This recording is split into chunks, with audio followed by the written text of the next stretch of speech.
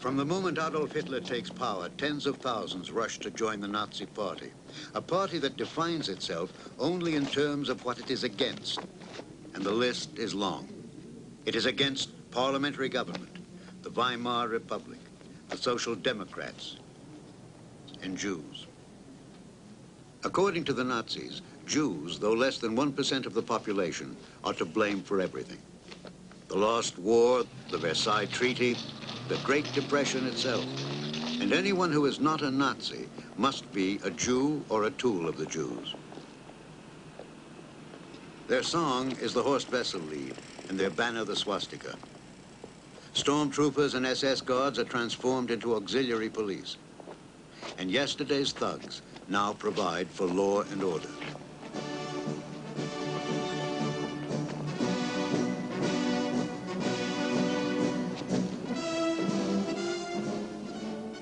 On February 27th, flames mysteriously gut the Reichstag, the German parliament. Blamed on the communists, the fire serves the Nazis as the necessary excuse.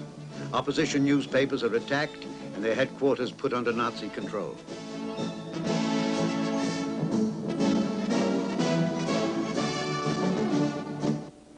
In that same month, Germany goes to the polls. Hitler demands and gets new elections in order to strengthen his hand.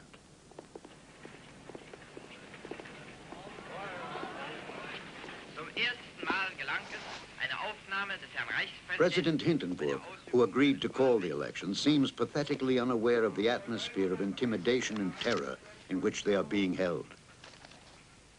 Despite all forms of Nazi pressure, a majority of the voters choose representatives without the swastika label. But the splintered opposition stands no chance, and the Nazis are the strongest single party. Their 44% of the vote and that of the nationalists, led by von Papen, assure Hitler's control of the Reichstag.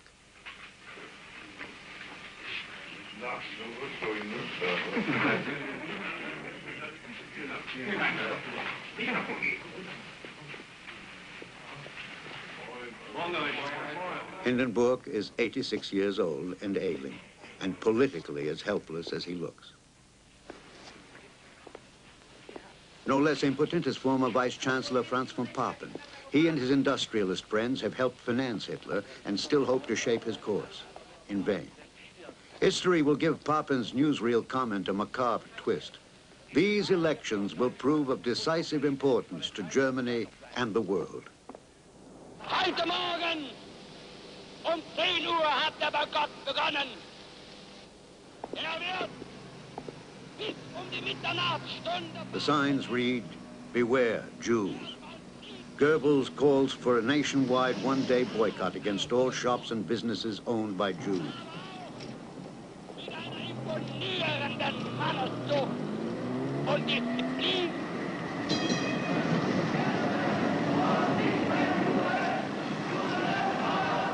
Brown shirt bullies echo Goebbels' slogans and intimidate the shoppers.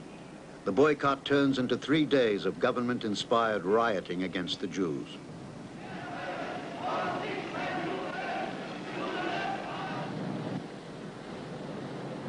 Ten days earlier, the German parliament handed over its powers to the Führer, with only the socialists voting no. From now on, the Reichstag is only a rubber stamp, with Hitler and the Nazis in absolute control.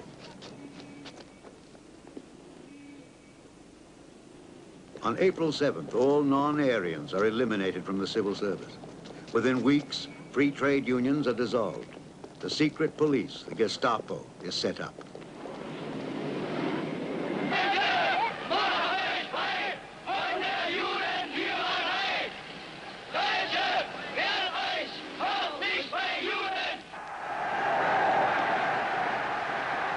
Hitler reviews his accomplishments with obvious satisfaction.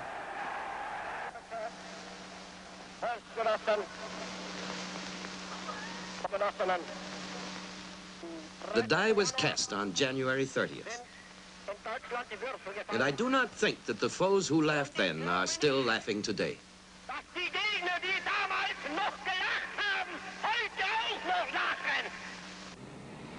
Far from laughing, perceptive Germans, both Christian and Jew alike, realize that the time has come to flee, to get out. But how many are perceptive? And how many have the means and the will to act? Author Heinrich Mann describes his flight from Berlin. No luggage. Luggage would only give me away. No undue haste. Board the train. The ticket only says Frankfurt. Who could object? I knew I was slated to be one of the first to have his passport taken away. I knew, too, that my journey meant exile.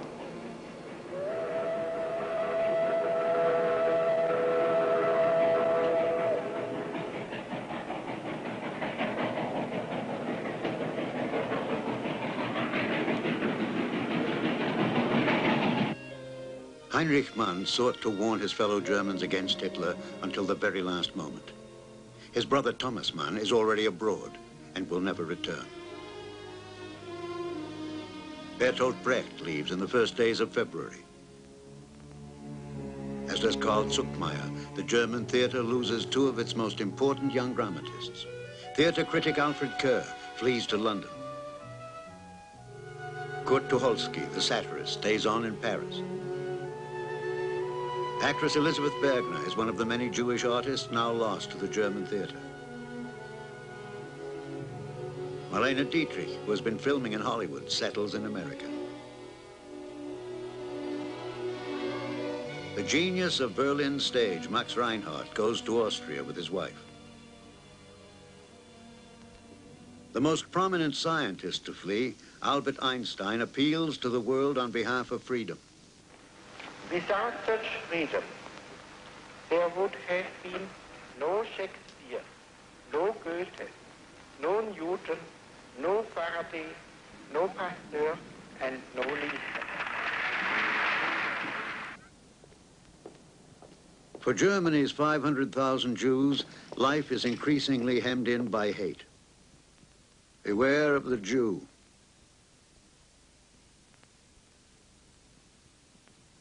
Beware of Jews and pickpockets.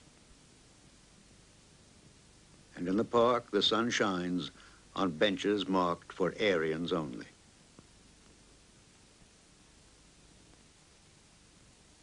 And Christ himself looks out on the sign, Jews not wanted here.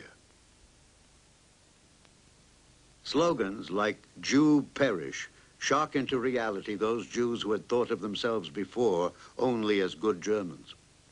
In their bewilderment, they look for spiritual guidance. Leaders like the world-famous Jewish philosopher Martin Buber are a special source of strength. Another leader is Berlin Rabbi Leo Beck, who says, looked at closely, Jewish history is an accusation against mankind. Inspired by Buber and Beck, Kurt Singer founds a Jewish theater in Berlin. Here, some of the best actors and some of the city's most avid theatergoers try to recapture the magic of the pre-Nazi stage. The brave notices of lectures and music recitals are a sad tribute to the Jewish mind and spirit. But these are also part of the trap, part of the thinking that this too shall pass. Steamship ads for passage to Palestine come closer to the reality. Of Germany's 500,000 citizens of the Jewish faith, only 1 in 7 leaves by 1935. Germany is, after all, still home. And Palestine is a strange place and far away.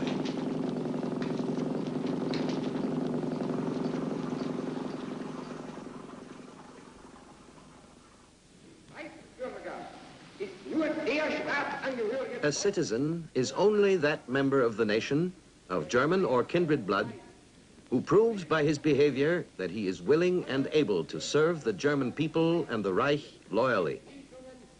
Marriages of Jews with citizens of German or kindred blood are prohibited.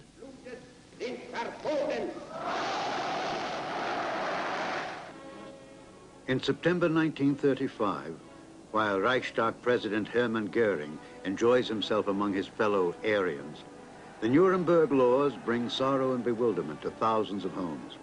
These laws strip Jews of citizenship and forbid marriage between Jew and Aryan.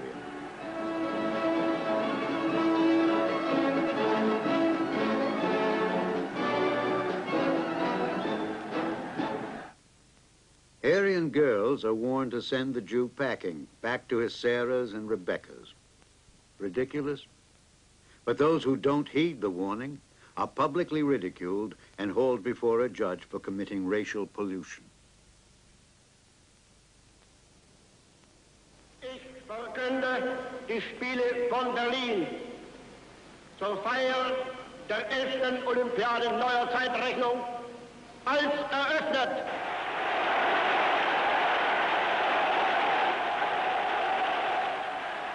As Hitler opens the 1936 Olympics in Berlin, the nation is solidly behind him, and most of the world is pleased to attend the games. Awed by the giant Nazi spectacle, many visitors overlook Hitler's arms drive, his suppression of democratic rights, his debasing of the Jews.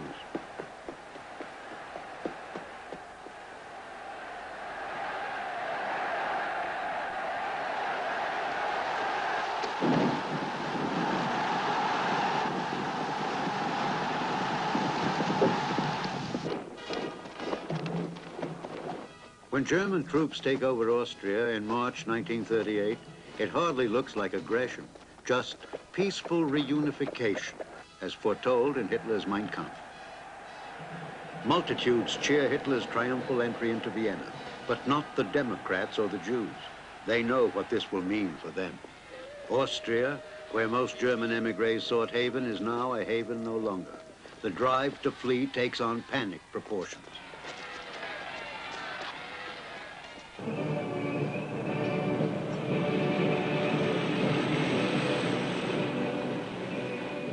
Some months later, after Chamberlain and Daladier signed the Munich Pact, Hitler takes over the Sudetenland, and half a year later, all of Czechoslovakia. Though no shot is fired, this is naked aggression, even if Europe's statesmen would have it otherwise.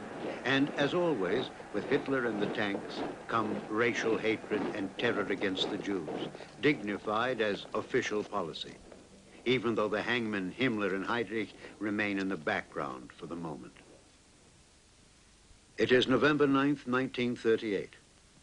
On Goebbels' orders, stormtroopers in civilian clothes lead what are called spontaneous demonstrations against the Jews in Berlin and all over Germany. It is Kristallnacht, the night of the broken glass.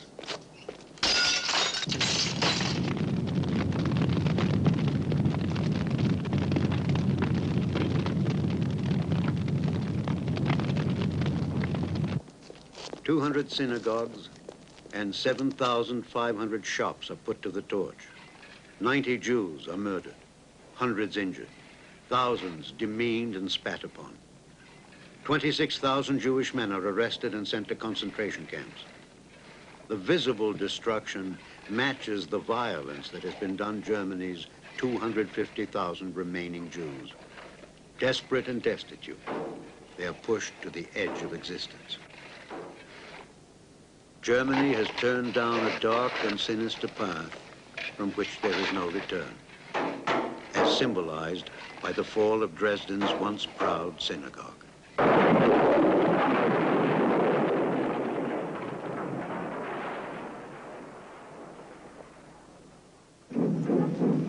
Now, finally, there is an exodus of Jews out of Germany. Much too late, some neighboring countries let in a few of those who plainly fear for their lives. The plight of Jewish children driven from Germany has stirred the sympathy and conscience of the rest of the world. Here is the first group arriving at Harwich. Every child has a label giving particulars, labels that emphasize the pathos of the picture. For many of these innocents don't even know the whereabouts of their parents, let alone their fate.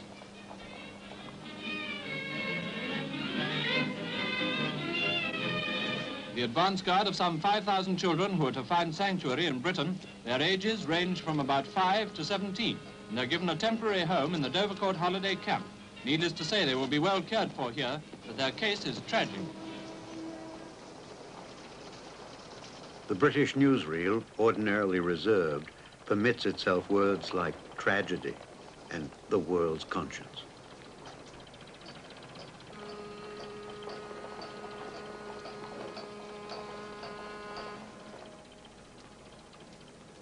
The smiles, the good cheer, momentarily create an atmosphere of a school outing. But the heavy suitcases serve to remind that this is going to be a long stay and a lonely one. Even before America enters the war, the Statue of Liberty is a beacon that holds little hope for the vast majority of Jews in Nazi-occupied Europe. In the early 40s, the lucky or the privileged few managed to get visas to places as distant as Shanghai or Sydney. Those who get to Australia cannot believe their good fortune, even when Sydney's harbor spreads out before their eyes.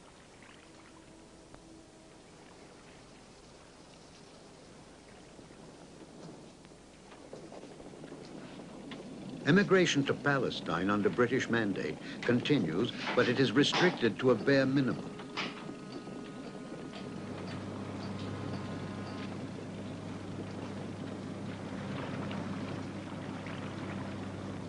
Some find safe haven, but only a handful. Millions are left behind. A British newsreel recounts the heartbreak that befalls one group of refugees. 900 wandering Jews have found a haven at last. They crossed from Hamburg to Cuba, but in Havana they were refused entry and had to return to Europe and possibly to Hamburg, the city they dreaded. In every harbor, friends come out to give them words of cheer and sympathy, while they appeal by radio to the democracies. Eventually they're allowed to land in Holland, when some will go to Belgium and France, and others to England. So at last the wanderers find rest in lands which cherish freedom. The passengers and their German captain, for this ship flies the swastika, appealed to the world, almost in vain. Those who find haven in Holland will still be there when the Nazis march in less than a year later.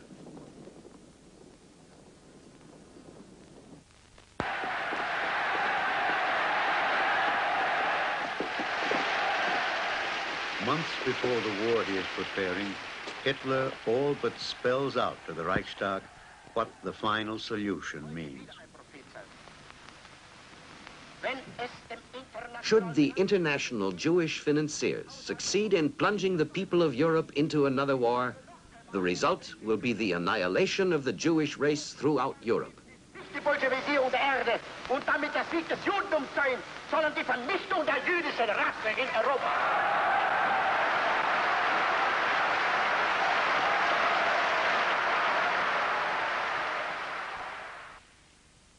The slogan reads, "We're going to Poland to lick the Jews."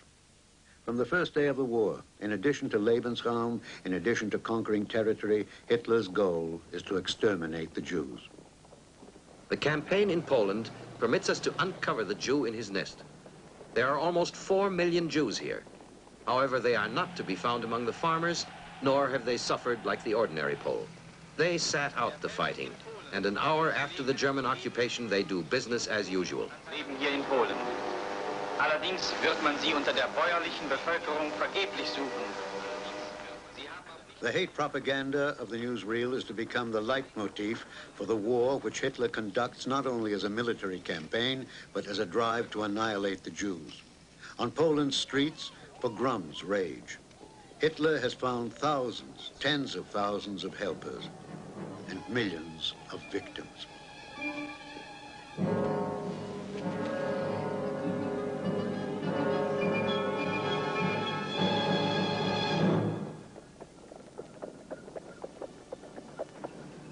Later, as the German war machine pushes into the Soviet Union, as here in the Latvian capital of Riga, the campaign against the Jews takes on ever greater dimensions. This parallel effort, led by the SS, oftentimes overrides the military action and makes the occupation more difficult.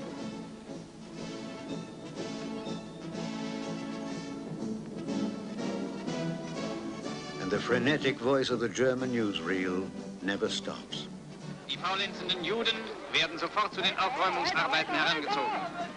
The lazy Jews are immediately put to work cleaning up the rubble.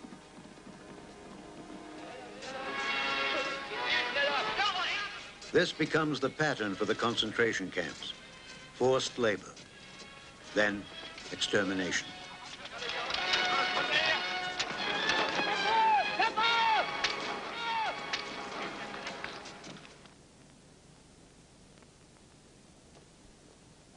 And in every town, always the same scenes.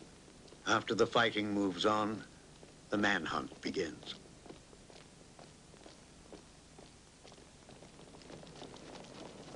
Behind the fighting units come the fanatic Jew haters, the SS elite units, and the security police.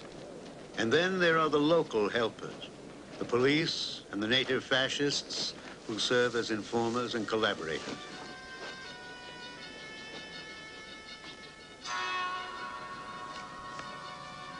Shots from a training film on occupation duty. How to check papers.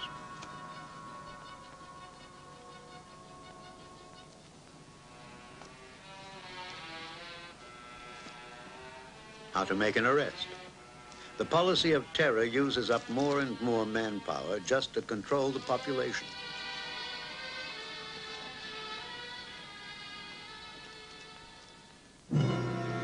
This is no training film. These are real pictures of occupied Poland. Gypsies, Jews, are rounded up to be shot. Above all, Jews.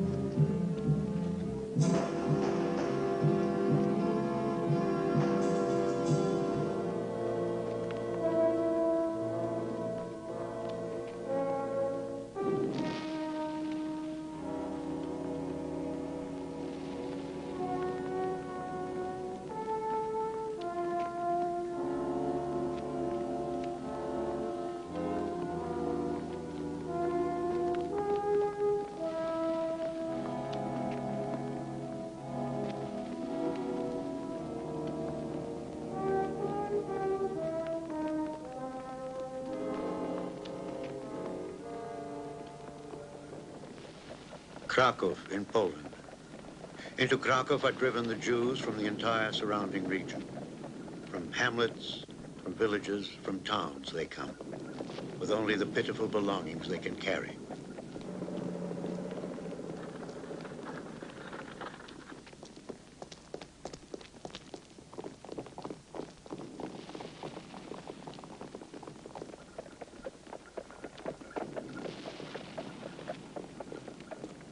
Krakow's ghetto serves as a collection center.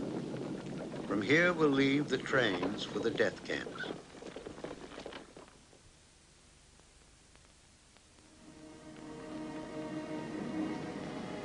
The Jewish ghetto in Warsaw.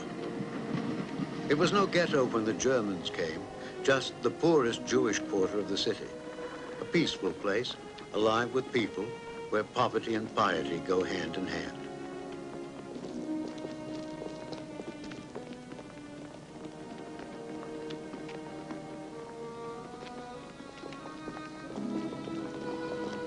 The Nobel Prize winner Isaac Bashevis Singer grew up here. He recalls his last impressions shortly before the war. There was always a hustle and bustle in the streets. On that morning, I had the feeling that I was seeing all this for the last time. I tried to engrave every alley and every face on my brain. I thought this must be how a condemned man feels when he looks his last at the world on the way to the gallows. I bade farewell to every peddler, to every porter, to every market woman. Each of their faces seemed to carry an expression I had not noticed before. On Gnoyena Street, I went for a moment into number 5. The walls were blackened with time, the books stained and torn.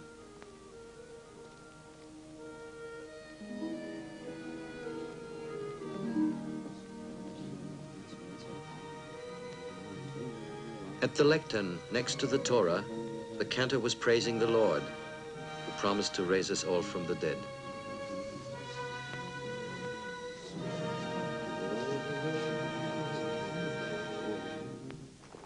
Warsaw, the 15th of November, 1940. Today, the Jewish ghetto was officially established. Work on the walls, which are to be 10 feet high, has already begun. Jewish masons, guarded by Nazi soldiers, lay brick upon brick. Jews are forbidden to move outside the boundaries formed by certain streets. There is much commotion, and our people run about nervously. Now it has become a real ghetto, and housing, or rather a place to lay one's head, is catastrophically short. As many as a dozen are squeezed together in each tiny room. Before the war, 350,000 Jews lived in all of Warsaw. Now, 100,000 have been added to the ghetto alone. Every fifth person dies of hunger, typhus, or other diseases. The official daily ration is 300 calories, but even that is seldom handed out. Hunger is the Germans' first weapon of extermination. Hunger that cries out to the heavens. But the cries fall on the deaf ears of others who hunger too.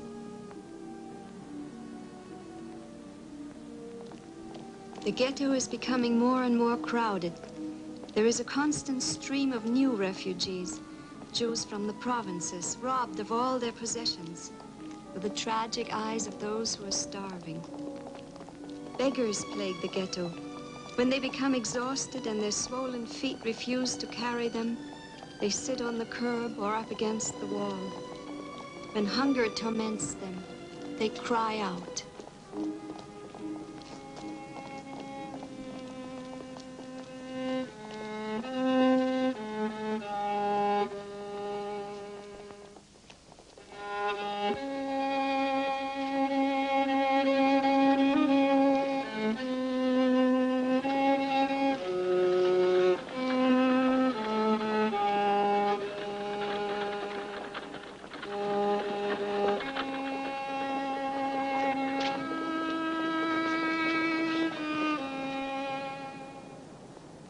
At first, the fine for smuggling is 1,000 zloty, or 3 to 6 months in prison. Then it is decreed that death will be the punishment for anyone who leaves the ghetto illegally. Since smuggling requires periodic visits to the outside, this is a heavy blow.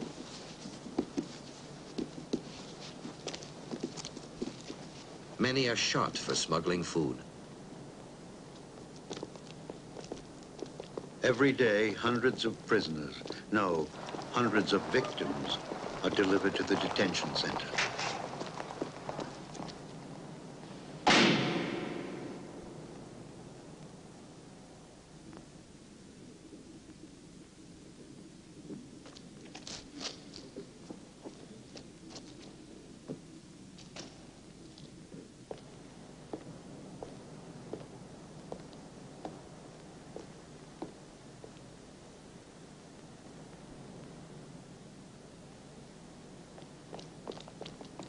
During the second year of the ghetto, 1941, hunger and typhus kill 6,000 a month and more.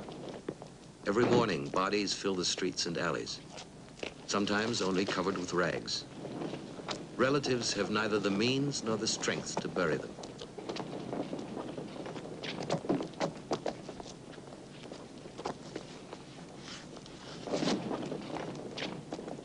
Dead, dead, and more dead impede the way of the living. Those still alive make their way among the bodies. The clatter of the death carts never seems to stop.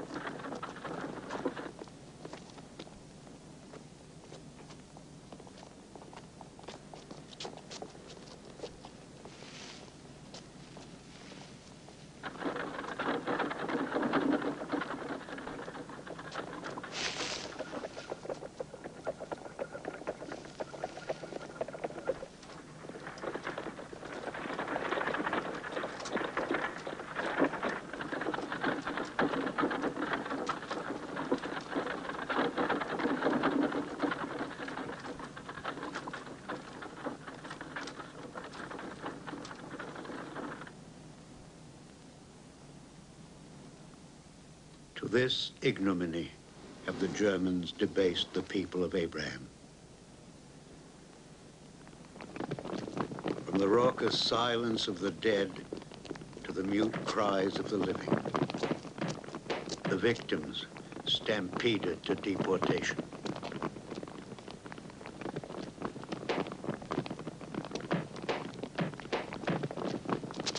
In the 2 months of August and September 1942, 310,000 are driven out of the ghetto, sent to their death in Treblinka. An underground newspaper warns the ghetto, Jews, they're lying. Don't believe they're sending you to labor camps. They are sending you to your death. Resist. Ignore the call-up. Fight. Fight for your lives.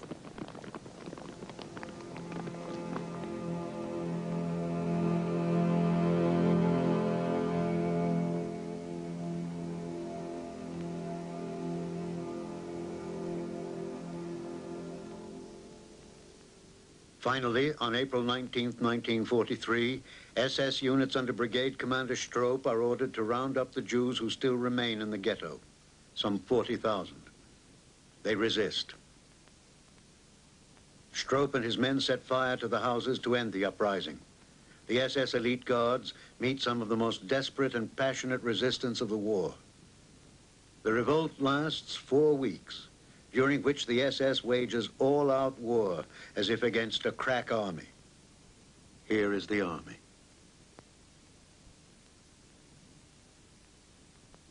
Men, women, and children who fought with homemade weapons and their bare hands.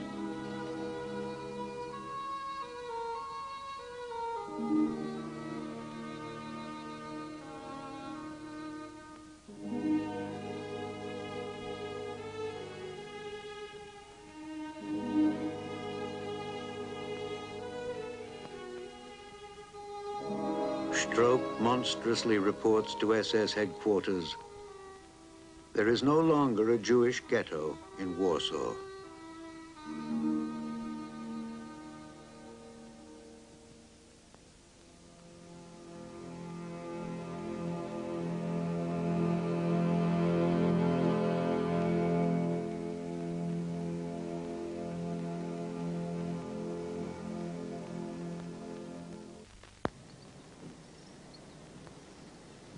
I'll never forget.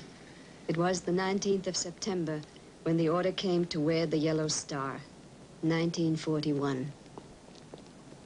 From then on, though our homes were scattered all over the city, each Jew carried his own ghetto with him, like a snail his shell. Yes, we may never have lifted a finger against a Jew ourselves, but we were there. We saw all this as it happened. We were witnesses and never lifted a finger. Scenes from a propaganda film designed to show that the Jews are well off, when in fact, the yellow star signifies that they are dirt and entitled to nothing. Forbidden jobs, pets, radios, cars, bicycles, and the use of public transport, the Jew is marked to make sure there are no mistakes. Throughout occupied Europe, the Jews are first branded like cattle, then rounded up for deportation. Deportation. A Jewish community issues an information bulletin to tell its members what the Nazi authorities require. This is the actual text. The order for resettlement to Czechoslovakia pertains both to you and to your wife. The luggage to be taken will be limited to a knapsack and 1 suitcase containing nightclothes, a blanket, a mess kit and cup, and food. Total weight of your luggage may not exceed 50 kilos. Those who fail to comply face the loss of all luggage. Meals at the departure center will be provided. First aid personnel and nurses will also be available there. The attached information sheet contains all necessary instructions. We remind our members that their personal behavior can make a decisive contribution to the smooth processing of the transport. Scenes from a film about the resettlement of Jews from Stuttgart. The construction and manning of concentration and extermination camps in the East are far enough along to assure space for the smooth processing of additional victims.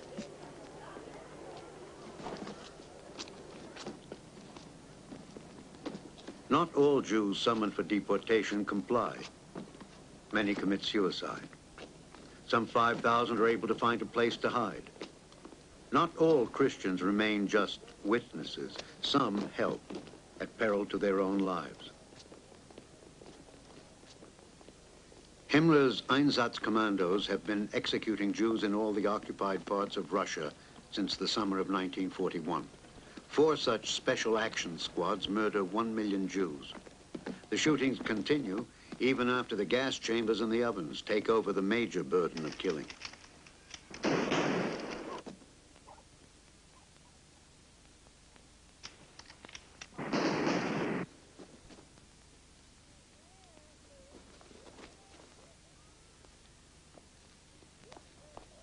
The SS at work, a child torn from its mother.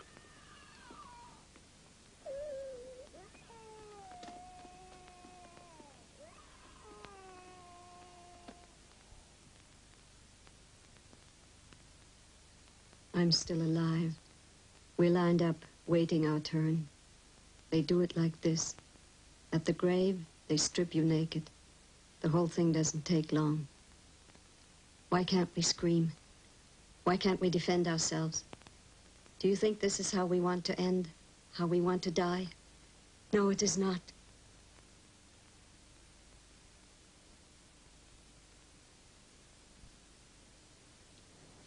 SS Chief Heinrich Himmler, the same Himmler who in 1943 comforts his killers with these words.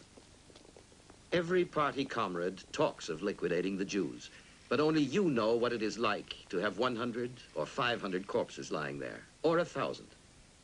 To have endured that and still remain decent, that's something which has toughened us. That's an unwritten page of glory in our history.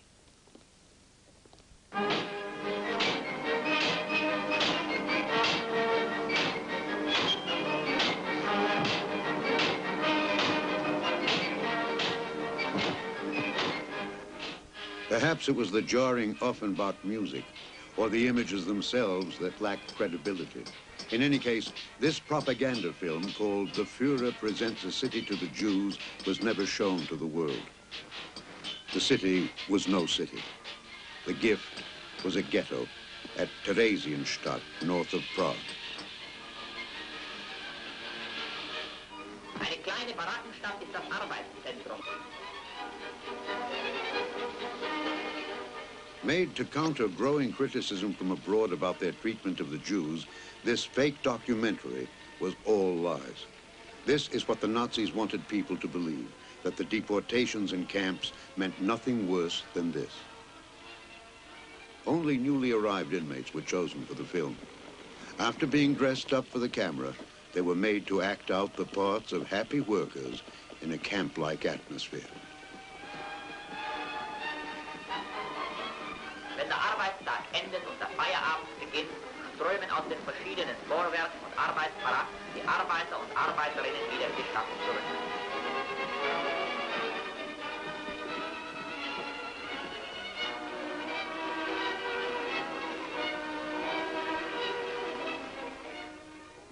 It is all a great hoax.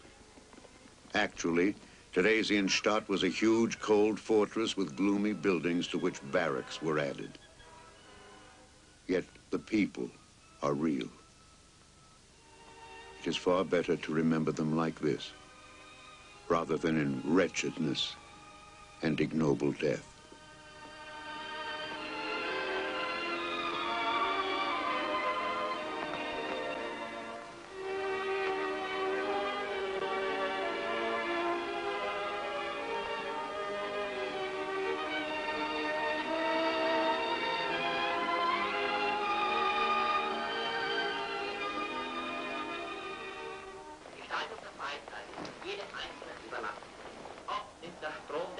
Leisure time is for each to use as he sees fit, says the narrator. And after a day's work, many are attracted to soccer.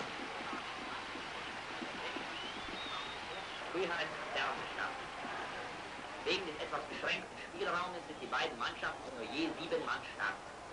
Trotzdem wird von Anfang bis zum Ende begeistert mitgehenden Zuschauern ein hartes Spiel geliefert.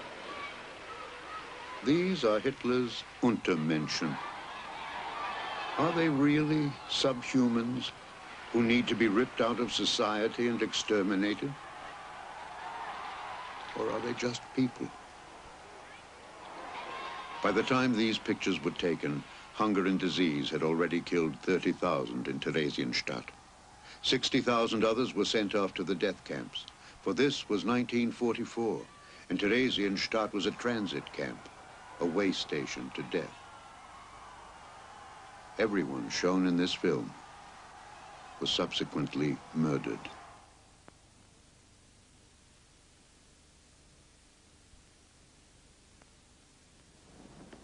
The final solution, genocide. From a dispatch to the German Foreign Office, dated June 22nd, 1942, and signed SS Obersturmbannführer Eichmann, Adolf Eichmann. Starting mid-July, special trains will be run daily with about 1,000 persons in each. 40,000 Jews from occupied French territory, 40,000 from the Netherlands, and 10,000 Jews from Belgium will be evacuated for labor mobilization to the camp at Auschwitz.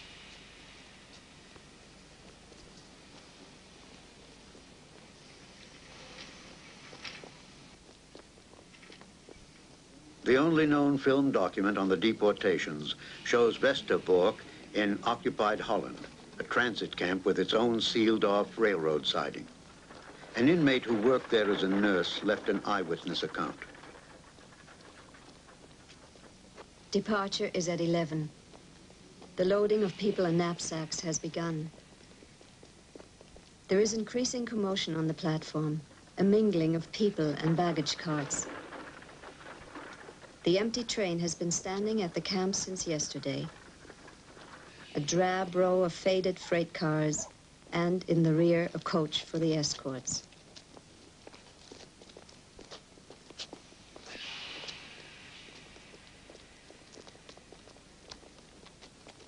More and more people fill the freight cars, which are already full. Dear God, are those supposed to get on too? This has been going on week after week for over a year. Hundreds, thousands of our people are working under foreign skies, maybe rotting in foreign ground. We know nothing of their fate. Perhaps we'll know soon, each in his own time.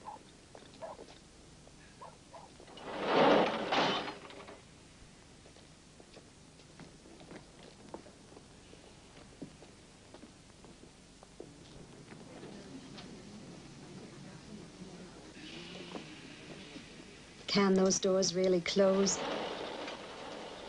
Yes, they can. They can close over the pressed together bodies.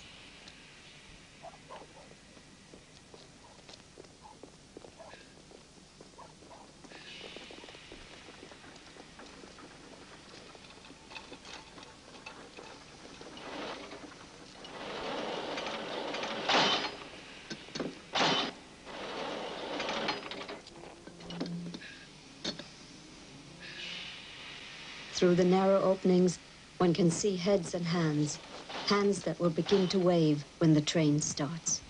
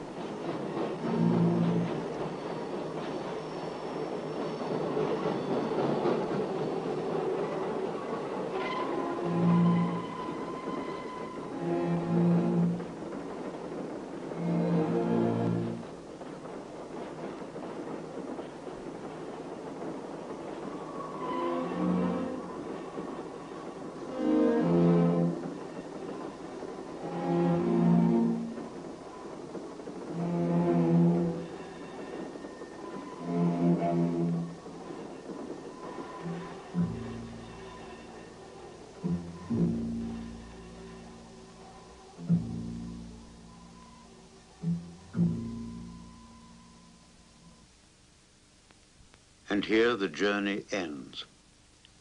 Here death begins. Auschwitz-Birkenau.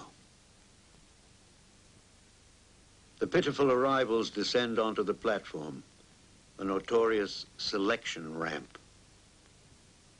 Auschwitz is the largest of the 6 extermination camps in Poland, but it also serves as a labor reserve for German factories that have settled here.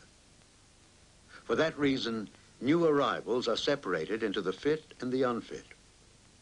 Invalids, the old, wearers of eyeglasses, women with children, all are immediately sent to the gas chambers. In hours, they will be dead. Before the night is out, they will be ashes. They all look alike, the so-called concentration camps. On their periphery, a double fence of barbed wire. The inner one charged with high voltage, contact with which means death.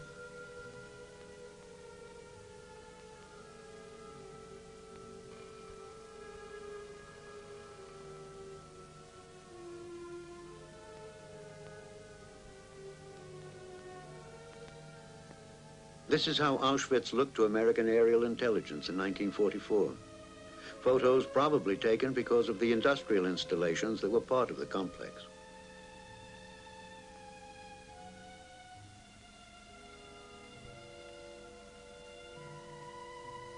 The barracks are not monstrous, at least not lethal when seen from the air.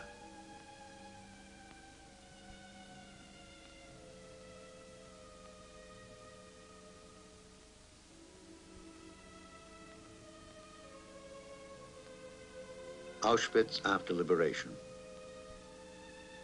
Even liberation could not stop the misery overnight, nor halt the death of many too far gone for help. These were found alive. Others more dead than alive.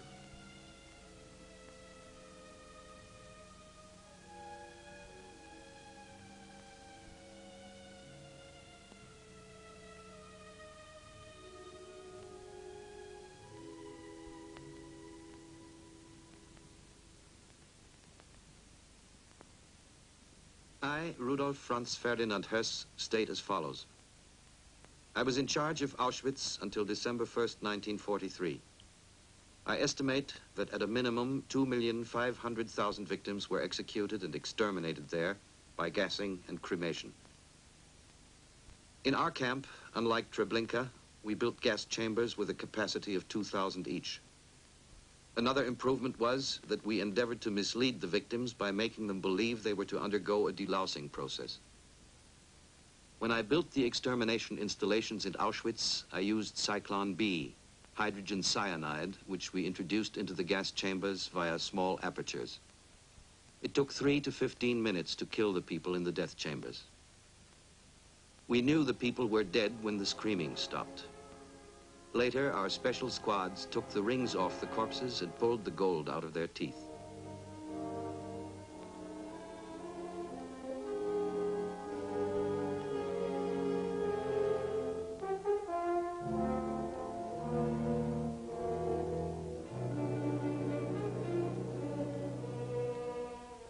Six million Jews. 6 million human beings murdered. In the ghettos, in the execution pits, in the death camps.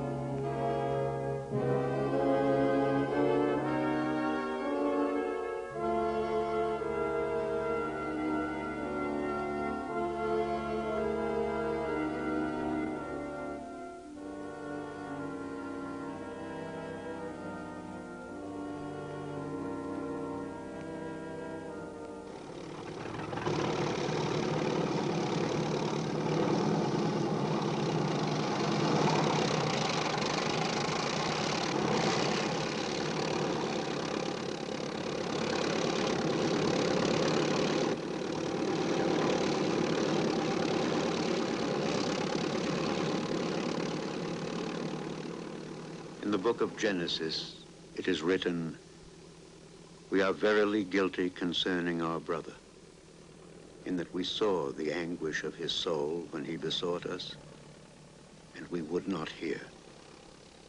Therefore is this distress come upon us all." The Holocaust cannot be made real, observed the writer Elie Wiesel, neither in words nor images. No, not even color can transcend our disbelief.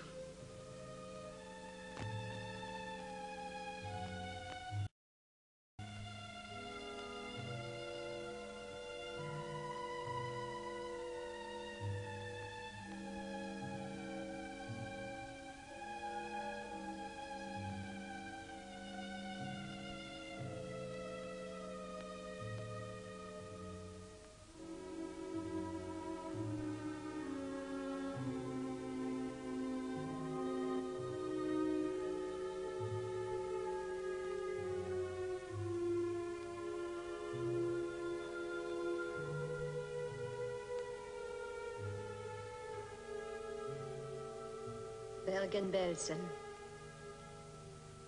Dachau, Neuengamme, Theresienstadt, Buchenwald, Papenburg, Ravensbrück,